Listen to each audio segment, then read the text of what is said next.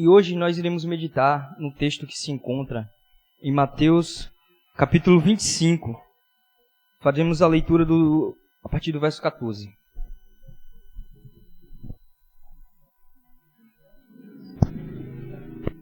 Som.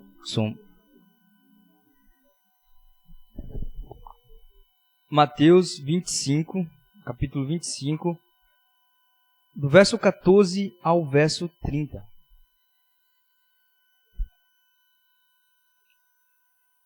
Diz o seguinte: porque isto é também como um homem que, partindo para fora da terra, chamou os seus servos e entregou-lhes os seus bens. E a um deu 5 talentos, a outro 2, e a outro 1, a cada um segundo a sua capacidade, e assentou-se logo para longe.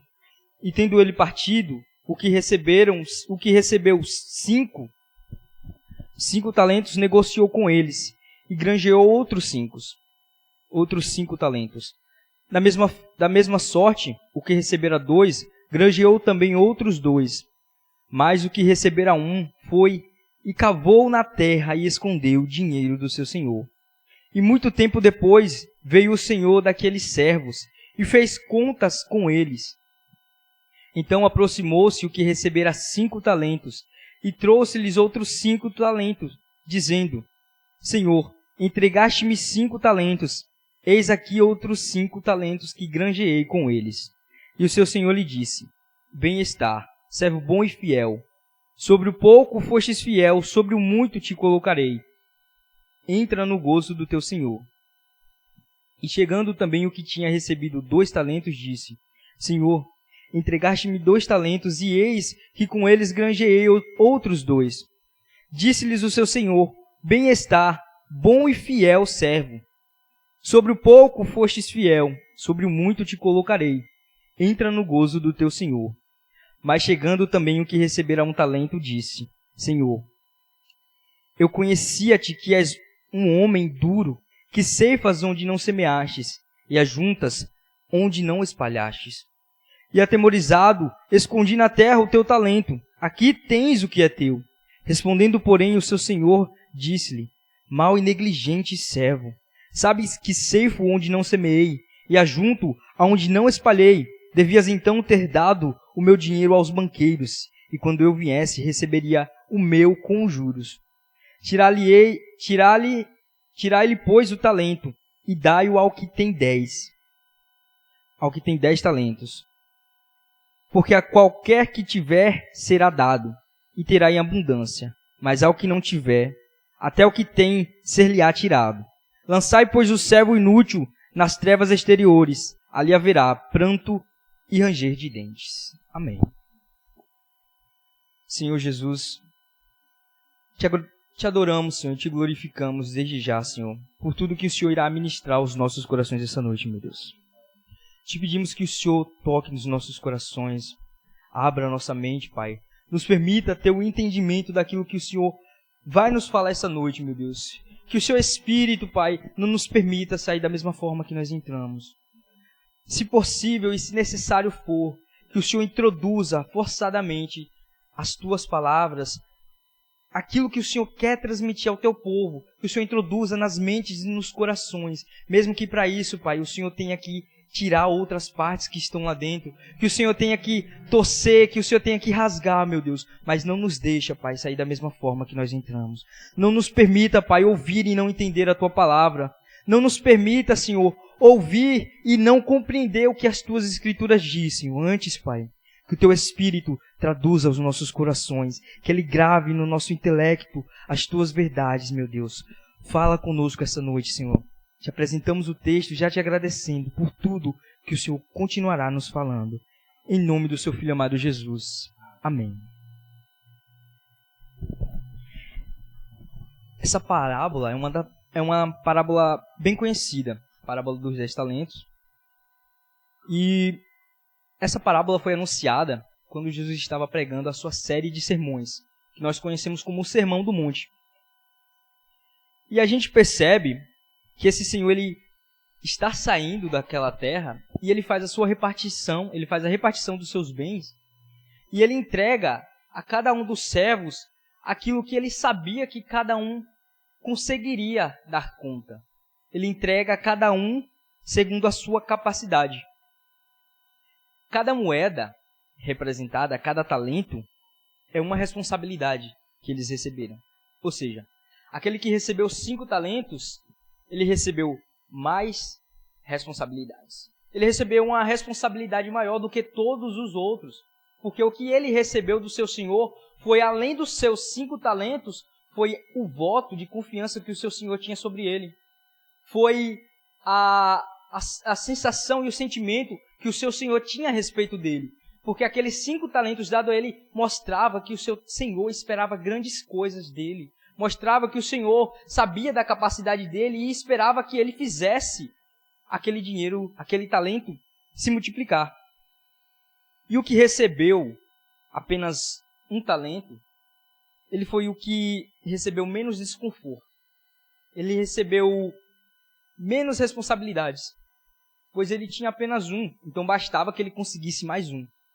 Apenas mais 1, para que o seu senhor se alegrasse com ele.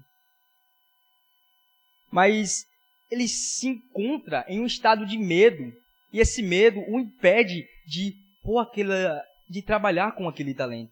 Então a sua mentalidade medíocre e uma mentalidade miserável. Acho que essa seria a palavra mais adequada para esse tipo de mentalidade. Porque o seu senhor havia confiado a ele algo, e ele conhecia o seu senhor, sabia que o seu senhor não aceitaria menos do que aquilo, sabia que o seu senhor é alguém que investe sempre com o intuito de ter recursos, investe sempre visando o lucro que ele obteria em cima daquilo. Então esse homem, com essa mentalidade miserável e medíocre, ele não investe esse talento, ele não faz uso daquilo que o seu senhor havia confiado a ele, por medo de perder, por medo de que quando chegasse a cobrança ele não tivesse nada a apresentar e decepcionasse o seu senhor.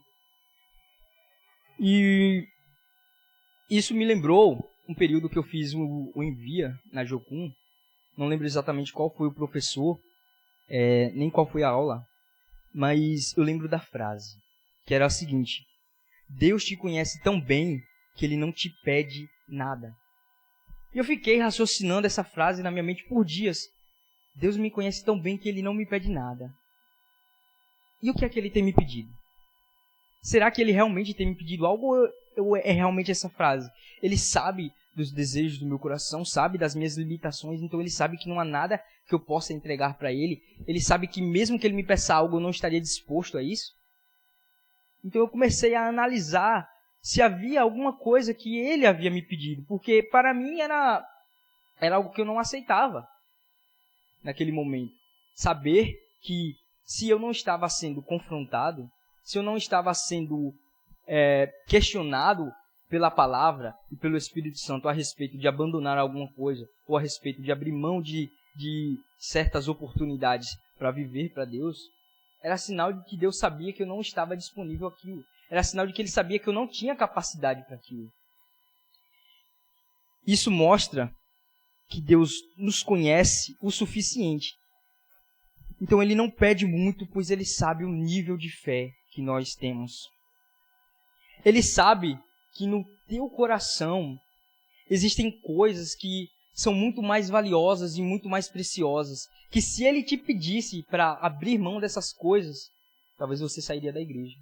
Talvez até negligenciasse a sua fé, virasse ateu, dissesse que as igrejas estão pedindo muito, que os pastores estão exigindo uma vida da qual nem eles mesmos vivem. Mas se a palavra do Senhor está confrontando aos nossos corações, é um sinal de que Deus está nos pedindo algo. Por mais que aquele que está falando não esteja vivendo aquilo que ele está pregando, se a palavra do Senhor está vindo a mim, a Bíblia diz que a palavra não volta vazia. Então, se eu estou sendo atingido por essa palavra, é sinal de que Deus está vendo algo em mim, está querendo algo de mim, está me pedindo algo. E Ele, quando pede algo, Ele não somente toma, Ele não somente tomou a liberdade e o sossego daqueles servos mas ele entregou algo a mais. Então, quando Deus tira uma coisa, ele põe outra no lugar. Às vezes, Deus tira o conforto e entrega a responsabilidade de dirigir uma congregação. Às vezes, Deus tira o conforto, tira a oportunidade de emprego dos sonhos pela qual você estudou tanto, pela qual você fez tanto concurso e diz, agora vá viver daquilo que você receber. Viva sem uma casa, de nação em nação, pregando o evangelho, sem saber se amanhã você irá acordar vivo. E isso é um sinal de grande investimento do Senhor nas nossas vidas, porque isso mostra o quanto Ele se importa, o quanto Ele sabe das nossas capacidades e o quanto Ele tem nos capacitado. Esse texto, ele mostra que o Senhor conhecia tão bem aqueles servos, que sabia da capacidade de cada um, e por isso deu a cada um aquilo que Ele sabia que daria conta. Então, meus irmãos, ao ler esse texto, nós entendemos que se Deus pôs algo nas nossas mãos, se Ele nos colocou em determinado ambiente, é porque Ele espera algo de nós em troca.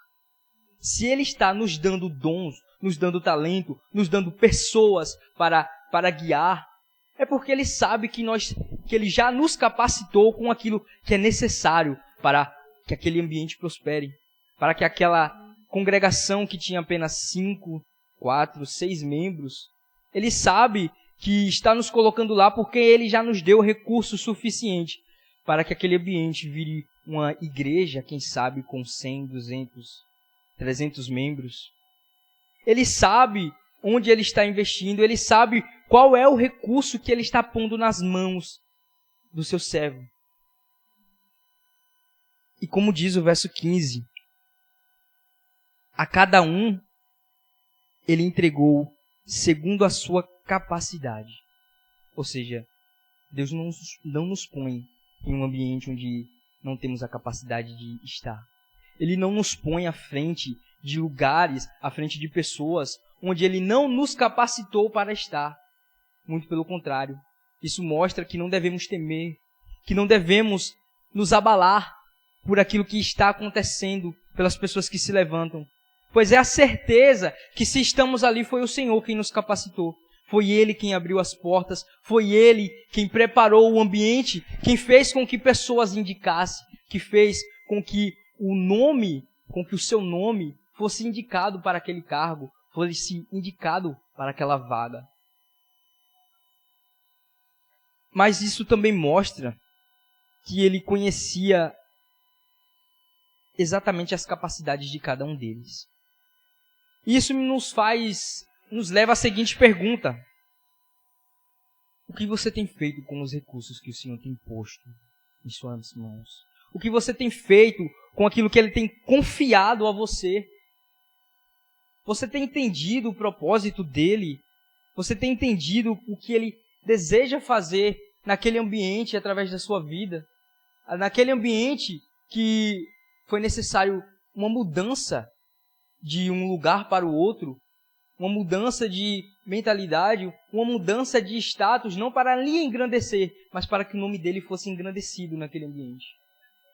Nós devemos entender que aqui na terra, nós não passamos de servos, não passamos de mordomos, administrando todos os recursos que o Senhor já pôs em nossas mãos.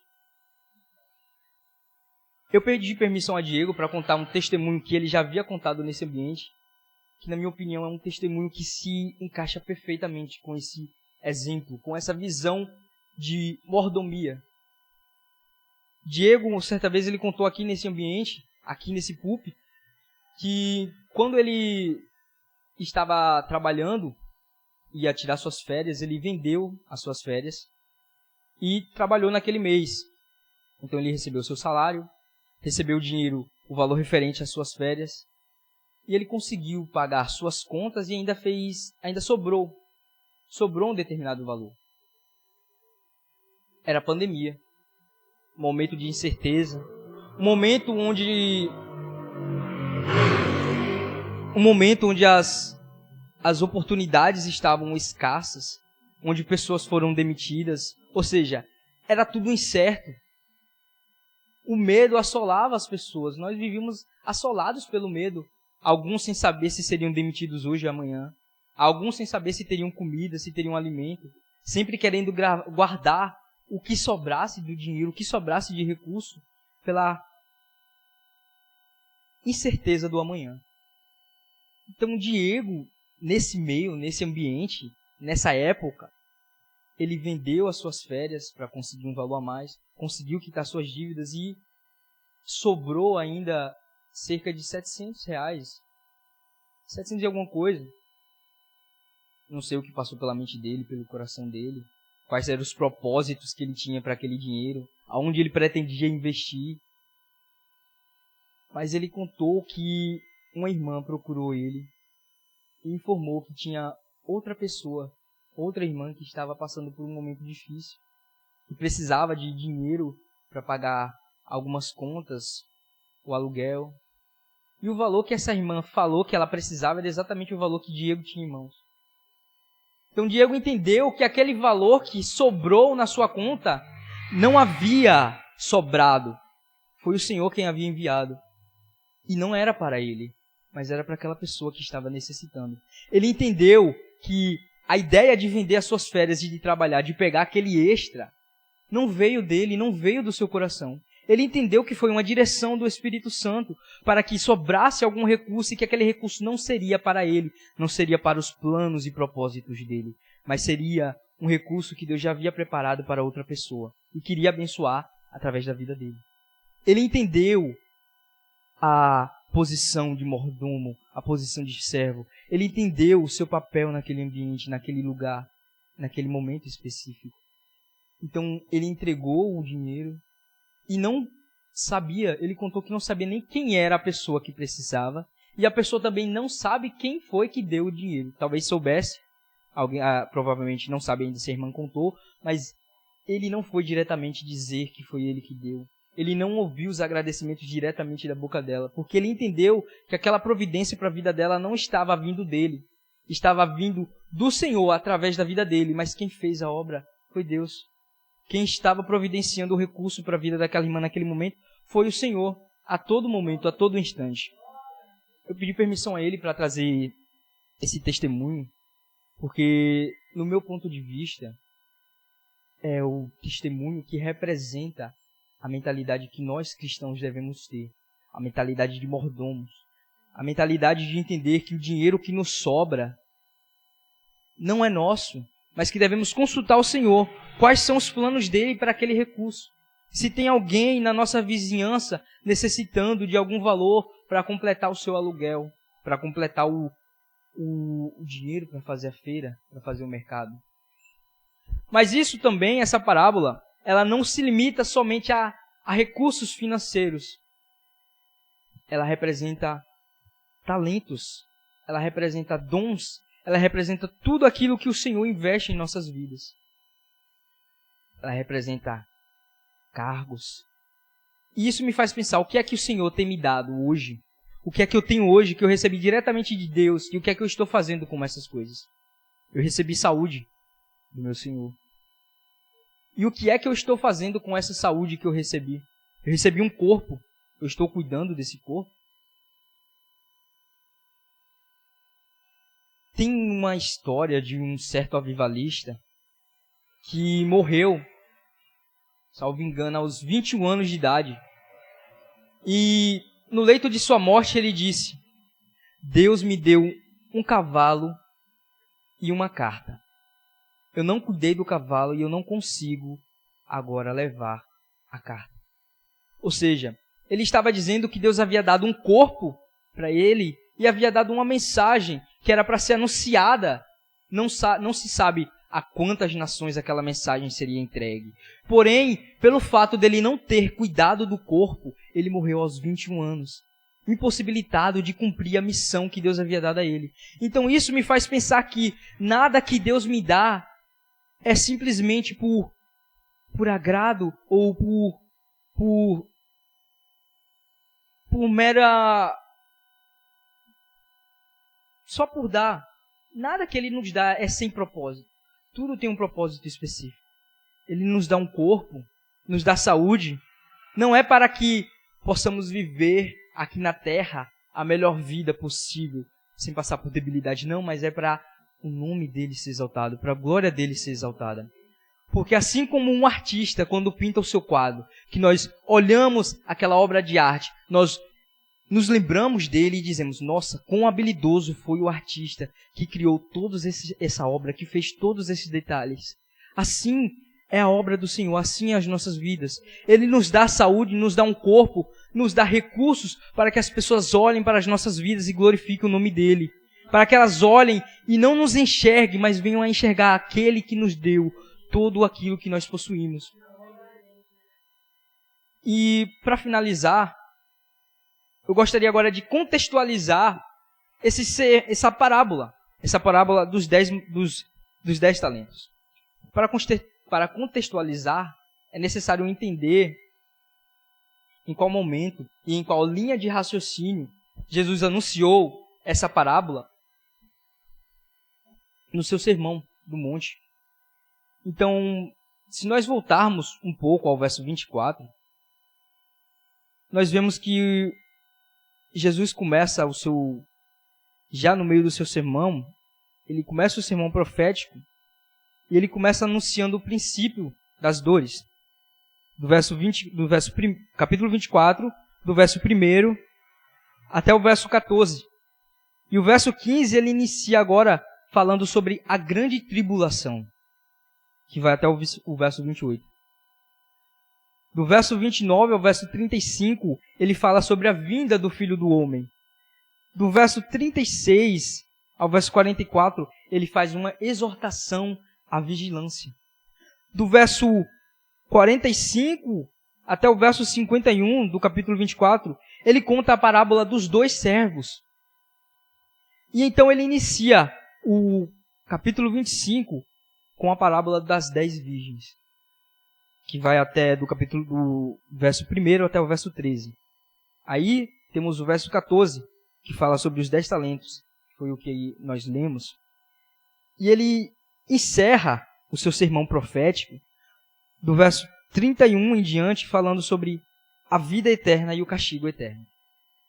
Então, entendendo, ao passarmos pelo capítulo 24 e o capítulo 25, nós entendemos que Jesus está falando sobre a vida eterna, sobre o paraíso. Ele está profetizando aquilo que iria acontecer. Então, essa parábola dos 10 talentos, ela não tinha o intuito de falar sobre recursos, mas ela tinha o intuito de falar sobre algo a mais.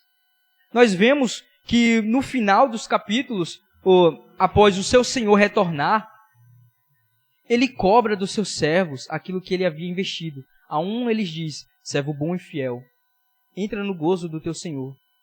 A outro ele diz, mau e negligente servo, e esse será lançado nas trevas, e ali haverá pranto e ranger de dentes. Ou seja, não se tratava apenas de um servo ser lançado fora, ser demitido, porque não seria trevas e não estaria pranto e ranger de dentes. Então nós entendemos que essa é uma linguagem, é uma analogia que Jesus está fazendo. Ele basicamente nessa parábola está dizendo, o mestre veio, entregou recursos e foi. E um dia ele voltará e prestará conta. E esse dia será o dia do juízo final, onde ele reunirá todos os povos, todas as nações e julgará.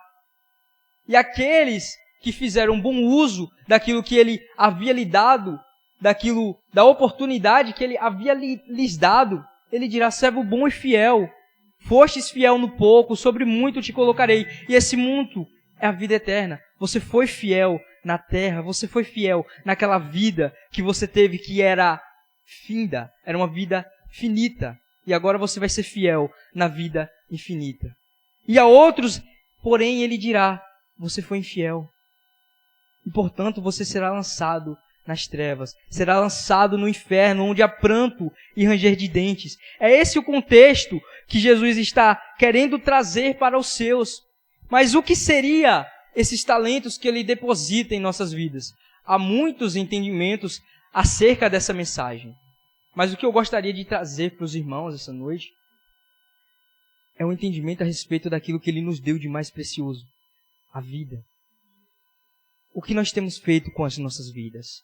Será que temos vivido abrindo mão do nosso conforto e investindo esses recursos no reino, investindo na obra, para que quando chegue o grande dia que ele pergunte, cadê os talentos que eu lhe dei? Nós dissermos, Senhor, aqui está o que tu me deu, a vida. Eu preservei ela em ti e fui além, te conheci, anunciei a ti e fiz com que outros te conhecessem. Ou nós iremos dizer, Senhor, eu tive medo de que a vida que tu me destes por ser só uma, por ser somente uma, eu tive medo de que eu investisse na religião errada. Eu tive medo de que o que aquele pastor estava pregando não fossem as tuas verdades. Portanto, eu escolhi não viver uma vida religiosa por não saber se a religião era certa. Mas também eu decidi que eu não iria viver uma vida de pecados.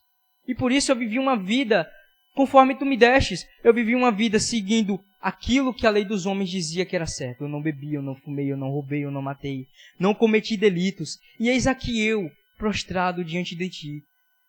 Aquilo que tu me entregou, eu te entrego de volta, Senhor. Há pessoas que acreditam que haverá céu, haverá inferno. Há outros que acreditam que não haverá céu, que também não haverá inferno. Porém, há outros que acreditam que haverá um espaço específico para aqueles que não acreditam nem no céu e nem no inferno. Para aqueles que não foram nem cristãos e não serviram a Deus.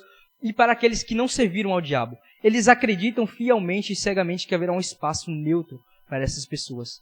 Então, eles estão pegando a sua vida, aquele talento que Deus lhe deu, e estão enterrando. Não estão investindo, não estão usando, não estão perdendo e nem ganhando, estão enterrando, achando que no dia do juízo final haverá um espaço neutro para eles. Haverá, o seu Senhor, Deus terá misericórdia, o Criador terá misericórdia dele e dirá, já que você não pecou, eu não irei lhe lançar no inferno. E já que você não foi fiel a mim e me serviu, também não entrará no gozo eterno. E eles irão se bater com um Deus que irá dizer, servo mau e infiel.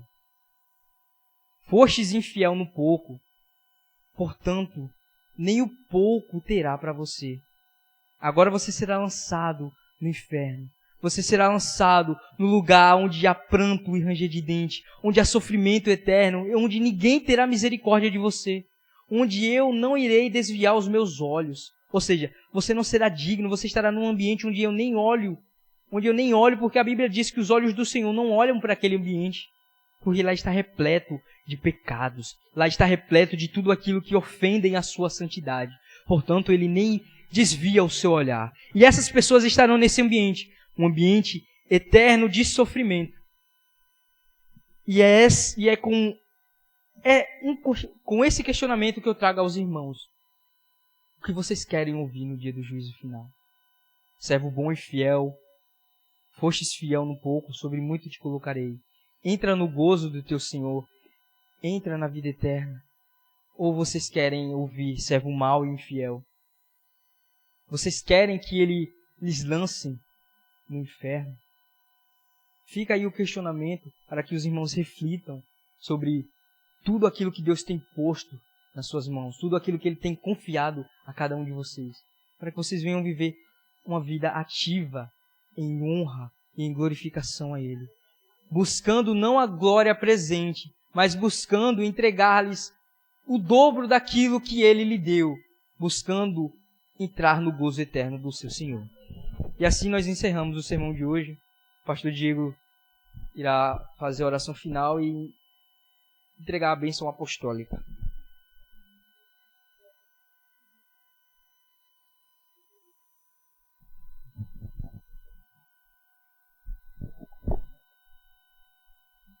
Glória a Deus, que maravilha, que palavra poderosa, meus irmãos. Que palavra maravilhosa. Eu confesso que eu fui muito alimentado nesta noite. Vou sair daqui muito edificado. É tão bom você sentar e ouvir, degustar da palavra do Senhor. Deus continue lhe usando, meu irmão. Que você seja instrumento do Senhor nessa terra. E eu creio que Deus há de lhe usar muito. Se dedique, estude a palavra, se qualifique, porque grande é o seu chamado. Vamos orar. Senhor Deus, Pai Santo e Poderoso, muito obrigado, Pai, por esta noite. Muito obrigado por esta palavra tão maravilhosa, Senhor. Ó Deus, como nós fomos tão bem alimentados nesta noite. Como é bom degustar da Tua palavra. nos alimentar desse manancial tão precioso que o Senhor nos concede, Pai. Deus, muito obrigado, Pai, por essa oportunidade de estarmos aqui juntos, reunidos como igreja do Senhor. Ó Pai, este ano é um ano de proclamar santidade. É um ano, Senhor, de clamarmos a Ti que o Senhor nos faça santo, como o Senhor é santo, Pai. Que o Senhor nos ensine a cultivarmos a disciplina espiritual, as disciplinas espirituais. Que o Senhor nos ajude a buscar viver em santidade, em separação das coisas deste mundo.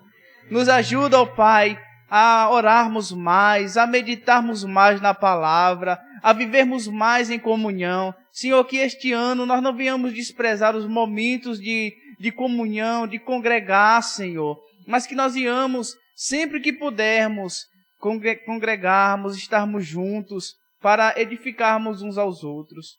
Eu te peço, Pai, abençoa a vida de cada irmão aqui presente. Eu te agradeço, Pai, pela vida de cada um deles. Te peço pela vida deles, que o Senhor supra-lhes a necessidade, seja ela espiritual, seja ela financeira, seja ela emocional, que todas as suas necessidades sejam supridas, Pai. Ó Senhor, te agradeço por mais este dia em Tua presença, em nome de Jesus. Amém. Que o grande amor de Deus, a graça do nosso Senhor Jesus Cristo, a comunhão e as consolações do Espírito Santo estejam com todos nós, hoje e para todos sempre. Amém. Que Deus abençoe, meus irmãos. Conduza cada um para suas casas em paz.